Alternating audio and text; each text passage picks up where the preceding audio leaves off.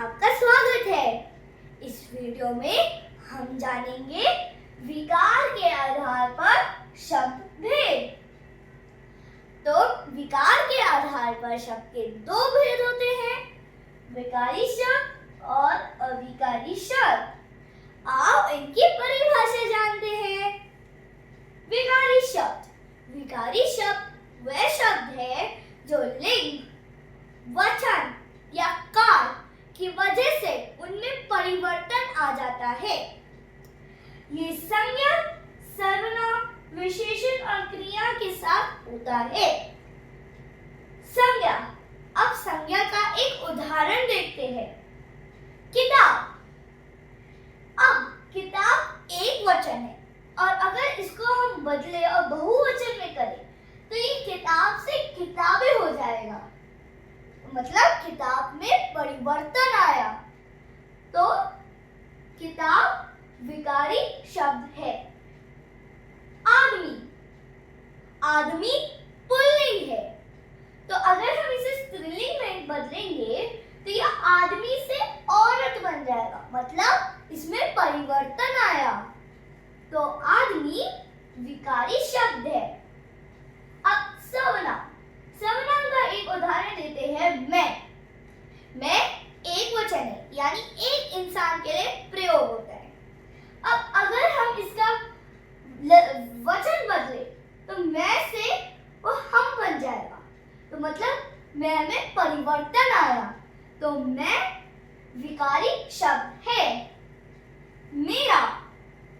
मेरा एक वचन है, इसका वचन बदलेंगे तो ये हमारा बन जाएगा, मतलब मेरा में परिवर्तन आया, तो मेरा विकारी शब्द है। अब विशेषण का एक उदाहरण लेते हैं। बड़ा। अब बड़ा घर, इसमें हमने बड़ा इसलिए उपयोग करा है क्योंकि घर पुल्लिंग है। अब अगर हम घर की जगह ले मछली जो स्त्रीलिंग है, तो बड़ा मछली, हम बड़ा मछली नहीं कहेंगे, हम कहेंगे बड़ी मछली, तो मतलब बड़ा में परिवर्तन आया, तो बड़ा विकारी शब्द है। क्रिया का एक वाक्य में लेती हूँ। वर्षा हो रही है, ये है वर्तमान काल। अब इसका उदाहरण लेते हैं भूतकाल का। वर्षा हो रही थी, अब यहाँ पे क्रिया थी हो रही है। अब काल जैसे बदला तो क्रिया भी बदली, हो रही है से हो रही थी बन गया, मतलब परिवर्तन आया, तो हो रही है विकारी शब्द है। तो दोस्तों, सारी संज्ञाएं, सर्वनाम, विशेषण और क्रियाएं विकारी शब्द है। अब अविकारी शब्द वह शब्द है जो लिंग, वचन या काल की वजह से उनमें परिवर्तन नहीं आता। ये क्रिया विशेषण, संबंध बोधक, समुच्चय बोधक, विस्मयादि बोधक और निपात के साथ होता है। आओ इनके उदाहरण से समझते हैं।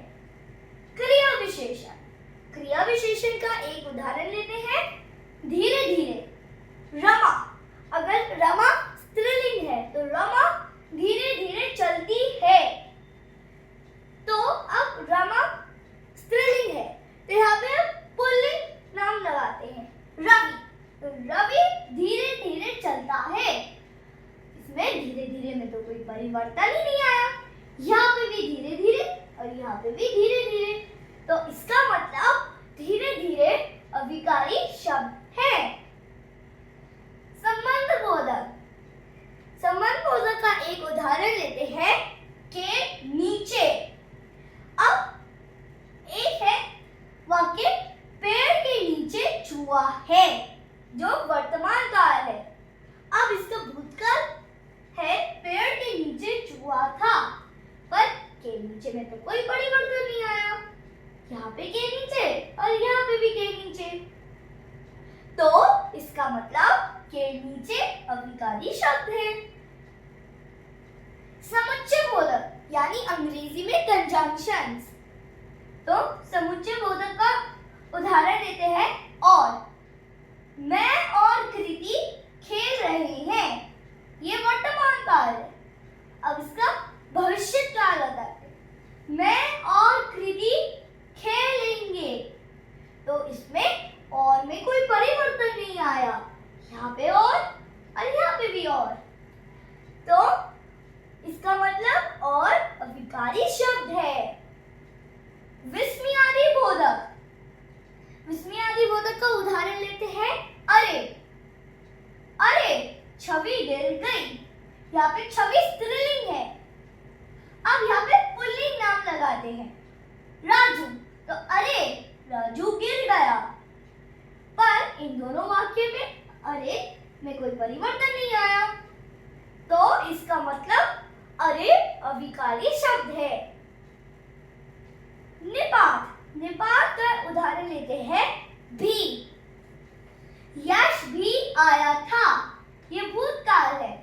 अब भविष्यकाल, यश भी आएगा। इन दोनों वाक्य में भी में कोई परिवर्तन नहीं आया, यहाँ पे भी और इस वाक्य में भी।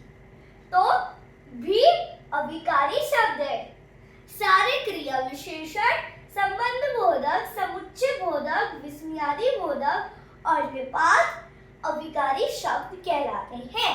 तो दोस्तों, विकारी शब्द वह शब्द है जो लिंग, वचन या काल की वजह से उनमें परिवर्तन आ जाता है, और अविकारी शब्द वह शब्द है जो लिंग, वचन या काल की वजह से फिर भी उनमें परिवर्तन नहीं आता।